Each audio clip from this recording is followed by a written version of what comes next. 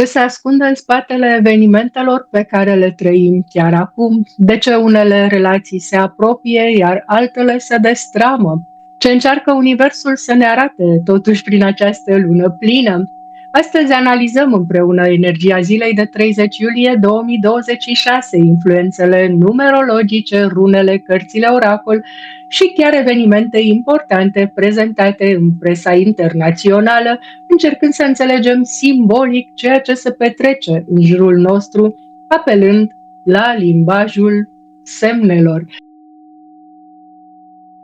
La finalul materialului, ca de obicei, deschidem cartea răspunsurilor și vom extrage mesaje de la ființele magice, zânuțe, unicorni și nu numai, așa că pregătiți-vă întrebările încă de pe acum. Nu uitați, în primul comentariu găsiți cele mai noi articole publicate pe site, cursuri disponibile în limba română și în limba engleză, precum și ultimele noutăți din comunitatea Simonel Surya Center. Vibrația zilei este 22. 20 este unul dintre cele mai spirituale numere ale cooperării. Nu este despre forță, nu este despre viteză, este despre adevăr, diplomație, alianțe, ascultare, reconciliere, alegerea direcției potrivite. Sub influența lunii pline, emoțiile sunt foarte amplificate. Tot ceea ce am ignorat în ultimele săptămâni cere acum să fie văzut. Astăzi Universul întreabă: construiești poduri sau ziduri? Energia lunii pline scoate la suprafață adevăruri ascunse, emoții reprimate, secrete, relații dezechilibrate, proiecte ce trebuie încheiate, chiar dacă e o zi de 2. Este o zi excelentă pentru eliberări energetice, iertare, ritualuri de recunoștință, curățarea casei, încărcarea cristalelor, da, încă putem să le încărcăm, meditații, relații de cuplu. Energia de astăzi este extrem de sensibilă pentru cupluri. Partenerii vor simți imediat lipsa sincerității, lipsa atenției, răceala emoțională. Nu este deloc o zi bună pentru orgolii.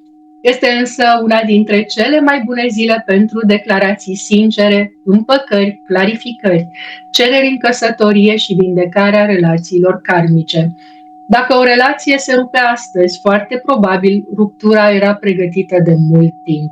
O analiză simbolică și asupra contextului internațional. În ultimele zile, presa internațională a continuat să urmărească îndeaproape teme precum conflictele geopolitice, negocierile diplomatice, tensiunile comerciale, securitatea energetică, dezvoltarea inteligenței artificiale și efectele fenomenelor meteorologice extreme.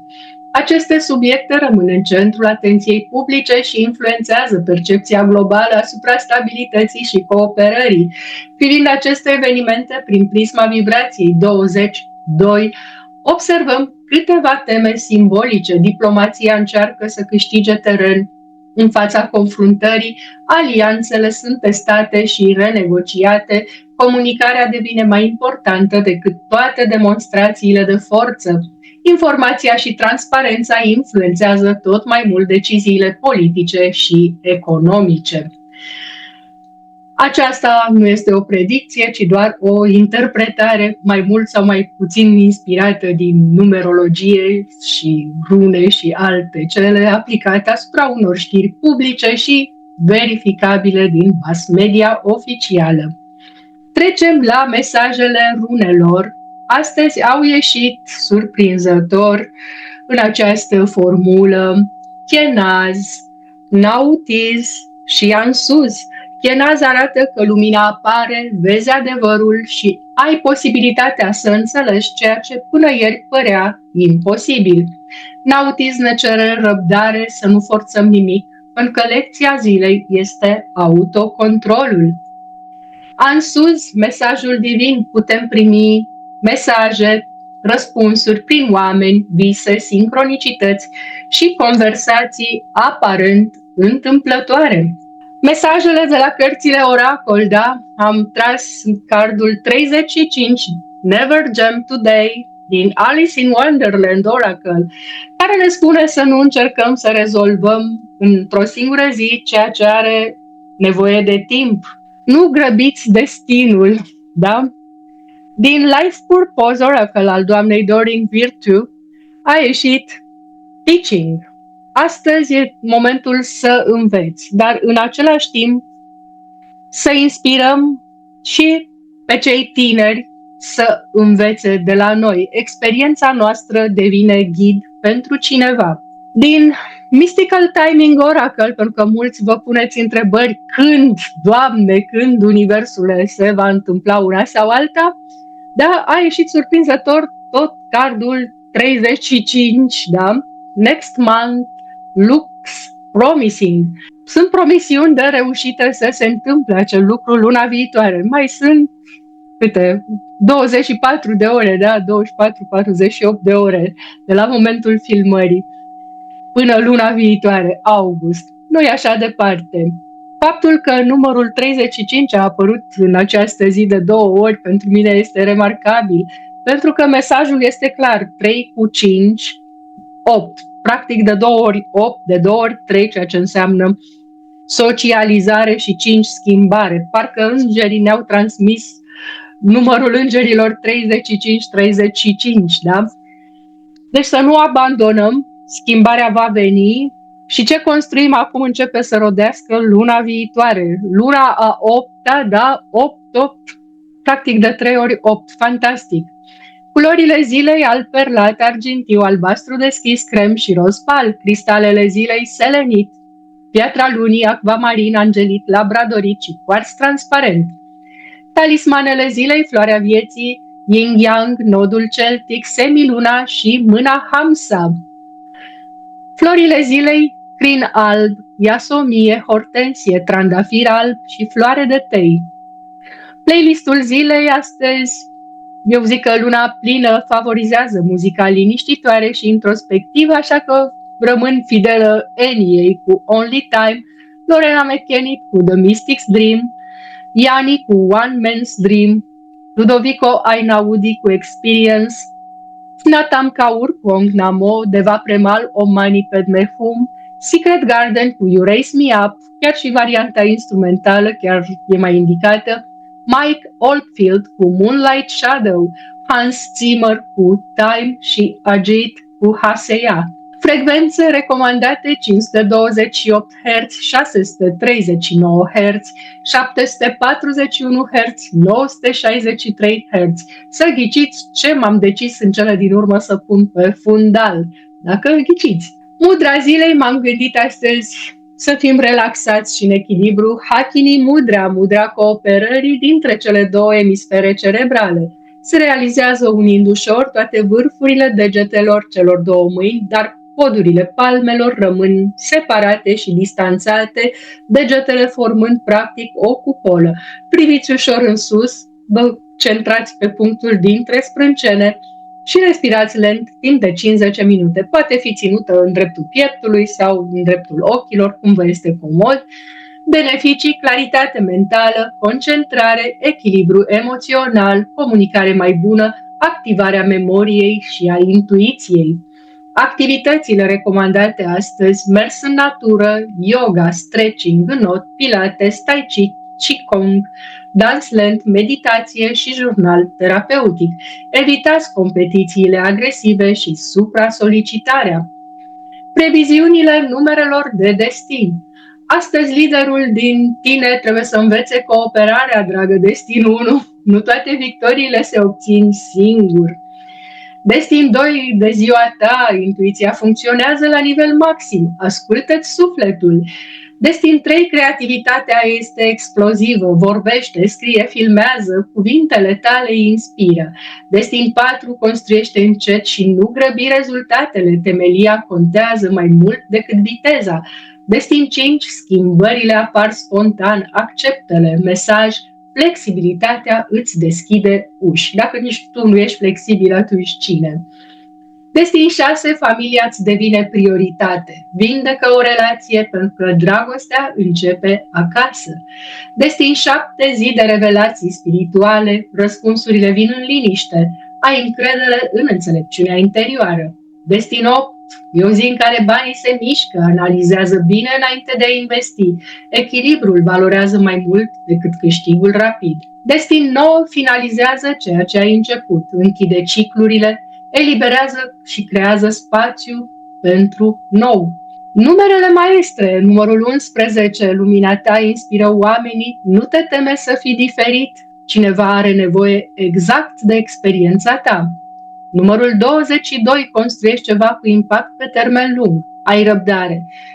Marile proiecte cresc în liniște. Numărul 33, tu știi că vindecarea vine prin iubire, nu prin sacrificiu.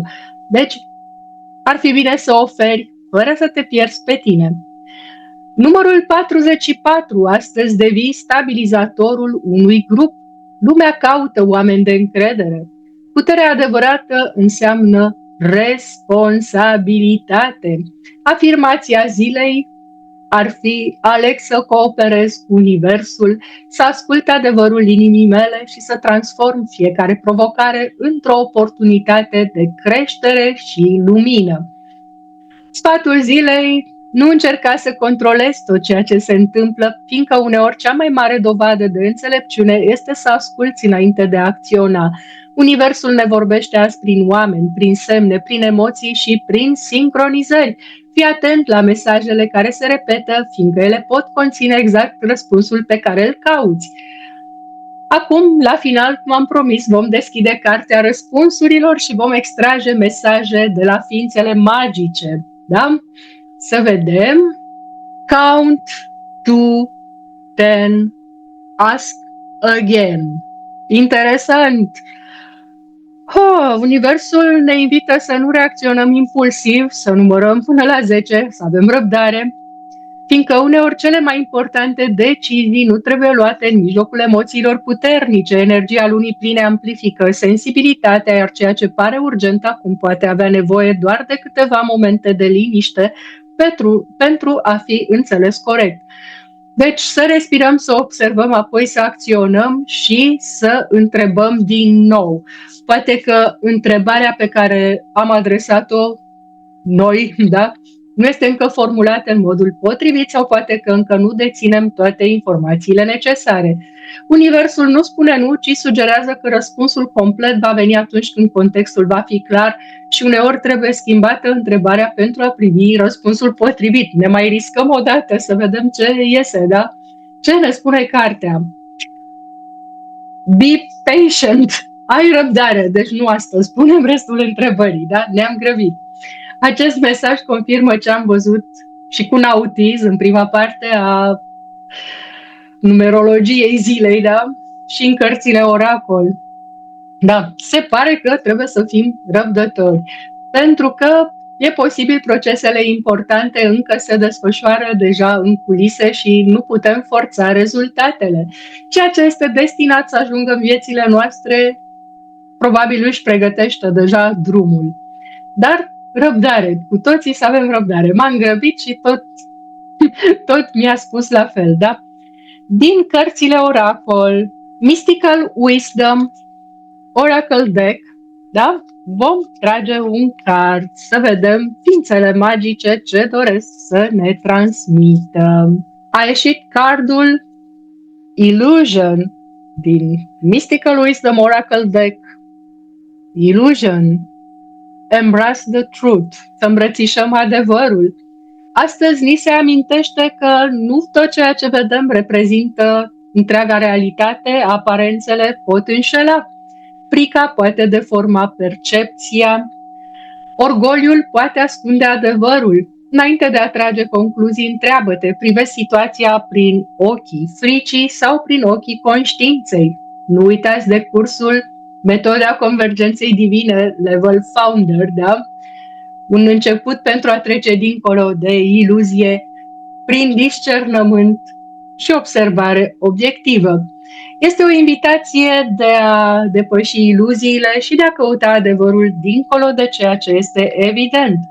Trecem la următorul set de cărți oracol cu ființe magice, Magical Messages from the Fairies, mesaje de la zânuțe și să vedem zânuțele ce vor să ne transmită astăzi. E chiar interesant. Ce ar dori să ne spună? Wow! Un mesaj foarte puternic, mai ales la lună plină, da? Love life! Iubește viața! Zânele aduc un mesaj plin de speranță. Iubirea începe întotdeauna din interiorul nostru. Cu cât ne respectăm mai mult, cu atât atragem relații mai armonioase. Pentru cei aflați într-o relație, este momentul să redescopere bucuria gesturilor simple, da? Vedeți ce drăguți sunt cei doi zâni și zânuțe, da? Că nu sunt îngerași. Pentru cei aflați într-o relație, este momentul să redescopere bucuria gesturilor simple și a comunicării sincere. Pentru cei singuri, această carte vorbește despre deschiderea inimii către noi posibilități, fără a rămâne ancorați în experiențele trecutului. Foarte frumos, mesaj de final, îmi plac zânuțele maxim. Interesant este că toate mesajele primite astăzi converg către aceeași idee: nu te grăbi, nu reacționa impulsiv, nu lua aparențele drept adevăr absolut, ai încredere că ceea ce se construiește acum va deveni vizibil la momentul potrivit. Vibrația 22, energia lunii pline, runele Chenaz, Nautis și Ansuz, împreună cu mesajele cărților, ne vorbesc despre discernământ, răbdare și comunicare autentică. Uneori cea mai mare transformare nu vine dintr-o acțiune spectaculoasă, ci din alegerea de a asculta, de a observa obiectiv și de a permite adevărului să iasă la lumină, să se reveleze. Da? Prin tehnica, metoda convergenței divine, puteți ajuta foarte mult. Vă aștept la curs! Acum vă mulțumesc că ați fost alături de mine și astăzi. Dacă acest mesaj a rezonat cu voi, să-mi scrieți în comentarii care dintre aceste cărți sau rune va vorbi cel mai puternic și, de ce nu, poate ce întrebare ați adresat astăzi Universului de ne-a spus: așteaptă, ai răbdare, nu acum. Ne revedem și mâine la o nouă analiză numerologică.